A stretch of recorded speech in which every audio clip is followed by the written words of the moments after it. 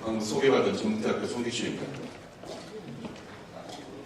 오늘 공직선거법상 허위사실 공표죄에 관련되는 구체적인 사안을 가지고 이 조항이 어떻게 해석되어야 헌법에 합치하는지, 헌법에 합치하는 내용을 이 조항을 해석한다면 이재명 경기도지사에 관련되는 허위사실 공표죄 관련 사건에서 어떠한 판결이 내려져야 되는지 문제를 같이 고민해 보도록 하겠습니다.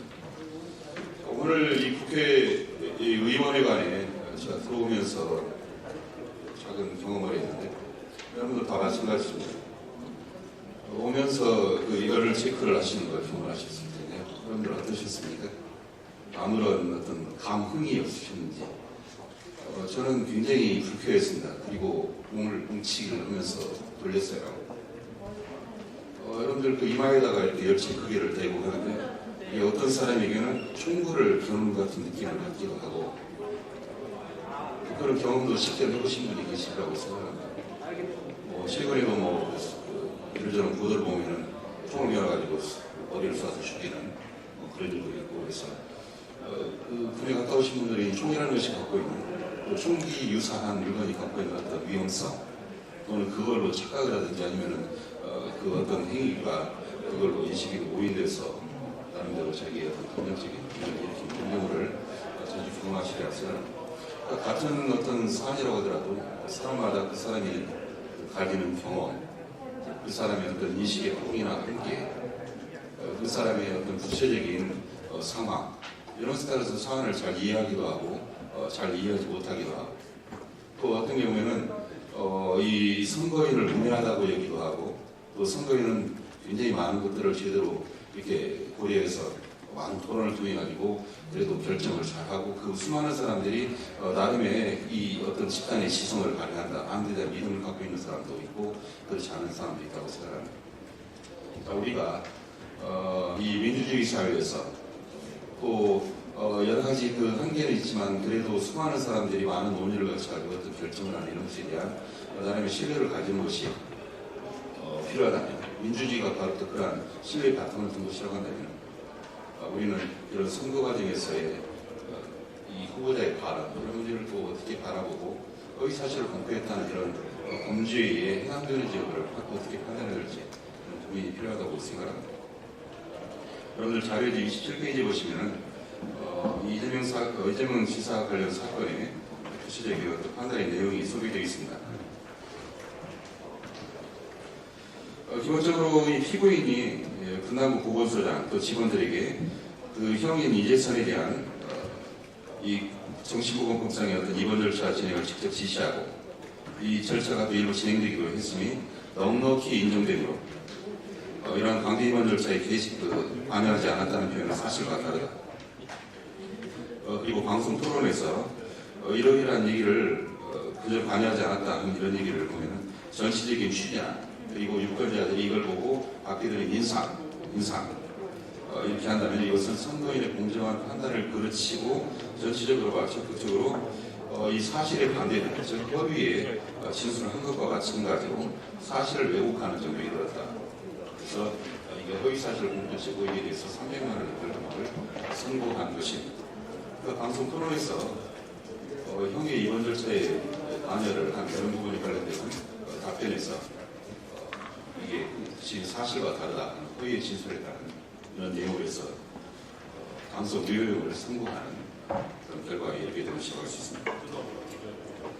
자, 그런데 우리가 어떠한 사실에 관련돼서 그것이 허위냐 이런 부분을 판단할 때 우리들은 이 거짓말하는 것 자체에 대해서 좀 법적으로 어떻게 평가가 되어야 되는지에 대해서 생각할 필요가 있습니다.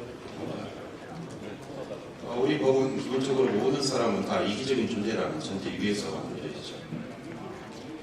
다 이기적인 욕망을 가지고 자기 욕심을 추구하고 그러나 자기 내부적인 어떤 통제가 있고 또 외부적인 어떤 법적인 규제에 의해서 그런 욕망들이 서로 절제되면서 또 일정하게 억제되면서 나름의 사회적인 균형을 이뤄간다. 그래서 이런 욕망 자체의 추구 또 표현 이런 것 자체를 근본적으로 벌을 하지는 않습니다. 심지어는 피고인이 이 법정에서 거짓말을 하더라도 자꾸 어떤 부인을 하더라도 이 자체가 부정적으로 평가돼서는 안 되고 이것 자체를 이유로 해서 형을 더 가중하는 것을 해서는 안 된다는 것이 대법원의 판결이 갑니다. 물론 거기에는 또 조건이 있긴 하죠. 그래서 적극적으로 사실을 숨기거나 너무 뻔한 증거가 있는데도 자꾸 부인하거나 그러면 가중적인 형벌을 요구할 수 있다 이런 게 나오고 있습니다만 기본적으로 인간은 이기적인 존재이고 그런 어떤 거짓말을 이 자체에 대해서도 나쁘게 평가하지 않는 존재이기 때문에 그런 목적을 가지고 있다. 그래서 우리는 모든 사람이 도덕적으로 살아야 된다는 그런 식의 요구를 법적으로는 하지 않고 있습니다. 그래서 이 거짓말 자식에 대한 부정적 평가가 아니라 나름대로 법에서 얘기하는 어떤 허위사실 공표라고 하는 그 범주에 들어가는 이런 때 이런 부분에 대해서 유죄라고 범죄라고 이렇게 평가를 하게 된다고 얘기할 수 있습니다. 여기는 허위사실 공표를 얘기를 하는데 여기에서는 기본적으로 의견과 사실을 나누는 그런 전제에 있어서 사실에 대한 부분은 이게 문제가 될 수 있지만 의견 진술은 문제가 되지 않는다 이렇게 합니다. 근데 이 사실에 관한 어떤 그 진술의 부분도 이게 반드시 사실만이 아니라 의견이 항상 섞여 있다는 이런 점을 우리가 결코 의시해서는 안 된다 이렇게 생각할 수 있습니다. 어떤 사실을 말할 때 그것이 어떠한 맥락에서 그러한 얘기가 이루어지냐에 따라서 이것이 그 단순한 그 사실만을 진술하는 게 아니라 나름의 어떤 자기의 굉장히 많은 감정을 또는 의견을 담아서 진술하는 것이 될 수 있다 이런 점을 생각하면 이 사실의 진술이라는 것도 결코 의견이라는 것과 완전히 엄격하게 분리되어서 얘기될 수 있는 건 아니라는 점을 우리가 생각을 해야 되는 것이죠. 즉 뉘앙스나 그것의 맥락이나 또 상대가 누구냐 어떠한 그런 상황에서 그런 얘기가 이루어졌느냐 이런 것들을 다 고려해야 된다고 얘기를 할 수가 있습니다. 이재명 지사의 경우에는 방송 토론에서 한 이야기가 지금 문제가 되었습니다. 근데 이 허위의 사실을 공표한다 이런 것들이 자 내가 기자회견을 자청해가지고 여기서 나는 이러이러이러 했다 하는 것과 상대방이 물어서 답을 한 거하고 이 공표라는 것 자체, 이 진술이라는 자체가 동일하게 평가되어야 된다 이런 점에 의문을 가질 수가 있을 것입니다. 방송 토론도 뭐 무제한 토론으로 해서 그냥 하고 싶은 얘기 다 할 수 있는 그런 정도의 여유가 주어지는 그런 것과 또 아주 시간 제한이 있는 것. 그래서 내가 주도해서 하는 그런 토론과 상대방이 주도해서 일정한 시간 안에 뭐 거의 초를 다투면서 하는 그런 토론에서 답을 하고 그래서 시간이 없으면은 이 부분에 대해서는 나중에 상세히 말씀드리겠다. 그건 아니다. 딱 잘라서 뭐 그건 그 사실과 다르다. 이렇게 얘기하는 것이 과연 거짓을 말하는 것이라고 할 수가 있겠는가. 또 토론 프로에서 하는 거하고 예능 프로에서 하는 것도 달리 평가될 수가 있겠죠. 그래서 우리는 이러한 어떤 그 동일한 어떤 사실에 관한 진술이라고 하더라도 의견의 요소를 갖고 있고 또 그것이 어떠한 맥락에서 이루어지느냐 이런 부분을 충분히 고려해서 그것이 허위 사실의 공표에 해당되는지 이 부분을 검토할 필요가 있다 그런 생각을 하게 됩니다. 자, 거기 31페이지 32페이지 이런 데 나와 있는 내용이 바로 이와 같은 내용입니다. 자, 그래서 이 원심 판결의 사실관계로 인정한 것 이런 것들이 과연 허위의 사실의 공표인가 이런 부분의 판단에 관련돼서 우리는 여러 가지 점들을 고려할 필요가 있습니다. 자, 거기 35페이지 나와 있는 내용을 보시면 피고인의 형이 정신병원에 입원하게 된 경위 이의 사실관계가 그렇게 간단하지는 않았다. 그래서 소상하게 설명을 하려면 할 수 있지만 그런 것들을 시간 제한상 나름대로 생략을 하고 그렇지 않다. 사실과 다르다. 그렇지 않았다. 이렇게 말하는 것들이 과연 거짓말을 말하는 것으로 이렇게 평가되어야 되는 것이다. 그것은 보는 사람이나 또 그것을 소상하게 알고 있는 사람의 경우에는 그래도 옳은 얘기 했네. 이렇게 할 수도 있지만 어떤 사람의 경우는 이건 뭐 그거 다르다고 볼 수 있는 이런 여지가 있고 그래서 굉장히 그 다양한 평가가 이루어질 수 있다는 점. 자, 그리고 이 피고인이 이 병원에 입원하게 되는 이런 부분에 권한 행사 이런 부분에 대해서도 그것이 법적 권한에 그 이야기를 듣고 선거인들이 과연 판단을 그르칠 정도의 그런 상황이었는가 이런 점도 우리가 충분히 고려를 하실 필요가 있다고 봅니다. 우리가 나름대로 여러 가지 이 포퓰리즘에 관련되는 그런 사안에서 이 유권자들이 또는 선거인들이 아니면 민중들이 나름대로 여러 가지 그 부정적인 요소를 갖고 있는 그런 것들을 경험하게 합니다. 그래서 이 수많은 사람들의 어떤 의견 결정이라는 것이 굉장히 잘못될 가능성이 있다는 점. 그런 데서 이 선거인들의 정치적 영역에 대한 믿음을 갖지 못하는, 선거인들의 어떤 실상을 제대로 알지 못하는 우매한 이데올로기주의의 그런 사례가 아닌가 그런 생각하기도 하게 됩니다. 특히 이런 문제와 관련돼서 이 사법부가 항상 이 법 적용이라는 것을 들이대서, 물론 모든 것들이 다 법에 의해서 판단되어야 되는 건 맞습니다.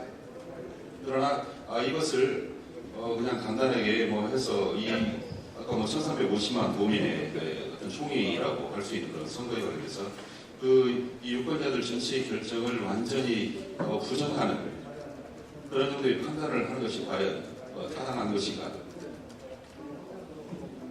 이런 부분에 관한 판단도 우리가 해야 된다 이렇게 생각을 하게 됩니다.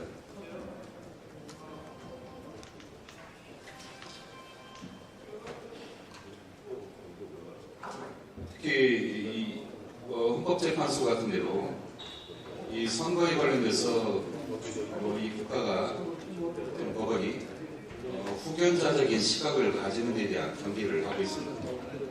저희도 이 정당을 표방하는 것을 금지하는 공직선거법 규정이 있던 것은 여러분들 많이들 아시리라고 생각합니다. 정당 추천을 받았거나 지지를 받고 있음을 표방하는 이런 데 대해서 형사 처벌하는 그런 조항이 있었죠. 그런 것을 헌법재판소가 위헌이라고 결정을 하면서 결국 이 모든 정당이 지지를 받았다 받지 않았다 이런 것들을 얘기하는 이런 것들은 종합적으로 유권자가 실제로 판단을 내리지 이것을 하면 유권자가 어떻게 판단하고 이런 것에 있어서 유권자가 그렇게 판단할까 이런 데 대한 우려를 하는 것은 지나친 어떤 후견자의 시각이다, 후견자적인 관점이다 이렇게 해서 위헌 결론에 이르렀던 것을 우리가 생각을 하게 됩니다. 특히 이 상황에 직접 관련은 되지 않습니다만 여러분들 발제문에 68페이지에 보시면은 이와 비슷한 어떤 관점을 보여주는 판결이 있습니다. 전에 이제 전교조 시국교사를 한 교사들이 집시법으로 이렇게 기소되어서 재판을 받고 있는 그런데 물론 학업시험했습니다만 대전지방법원에서 이 교사들의 그런 행위에 대해서 무죄라고 판단한 그런 사례가 있는데 거기서 검사가 이 선생님들이 나와가지고 이런 식의 행태를 보이면 이 학생들의 교육상 결코 좋지 못하기 때문에 엄벌이 쳐야 된다 이런 식으로 공고를 하니까 그에 대해서 판단을 한 내용입니다. 그런 식으로 검사가 얘기하는 것은 획일적인 교육을 받고 또 정보 부재의 환경에서 성장한 기성세대가 가지는 그런 경험의 한계에 얘기하는 것이다. 요새 학생들은 선생님이 어떻게 했다고 해서 그 고지멋대로 그걸 받아들이는 게 아니라 선생님에 대해서도 비판적으로 보고 다른 얘기도 듣고 인터넷 찾아보면서 수많은 얘기 듣고 가지고 선생님이 이래가지고 이랬구나 그런 식의 정보 환경을 갖고 있고 그런 식의 어떤 학습을 하는 그런 태도들이 얼마나 있다 이런 것이 그 판례의 기준이고 이런 부분 때문에 검사의 그런 식의 주장은 결코 옳지 않다. 우리가 이 문제를 이 허위사실 공표에 관련해서 얘기할 수 있을 것입니다. 기본적으로 우리 유권자의 그런 정치적 역량에 대한 근본적인 신뢰를 가진다고 한다면 이런 문제는 분명히 다른 결론에 이르러야 된다 이렇게 생각할 수가 있습니다.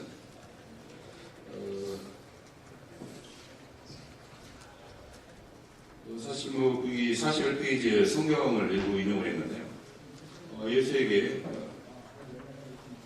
바리사이파하고 헤롯 당원들하고 바리사이파들이 와서 이 가이사한테 세금을 내는 게 없습니까? 이렇게 물어보죠. 그에 대해서 요구한 것은 예수의 어떤 의견을 요구한 것입니다. 그러나 이런 부분이 결국 나중에 어떻게 악용될 것이라는 것을 알고 그에 대해서 동전을 보여달라. 그래서 가이사의 유죄의 그런 사실관계에